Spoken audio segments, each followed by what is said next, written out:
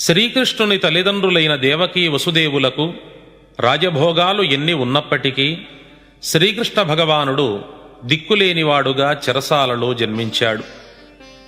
శ్రీ బ్రహ్మంగారి తల్లిదండ్రులైన ప్రకృతాంబ పరిపూర్ణయాచార్య దంపతులకు అష్టైశ్వర్యములు ఎన్ని ఉన్నా స్వామివారు మహారణ్య మధ్యమున అవతరించారు.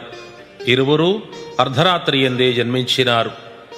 శ్రీకృష్ణ జననం సమయంలో గాలి వాన వచ్చి యమునా నది పొంగింది.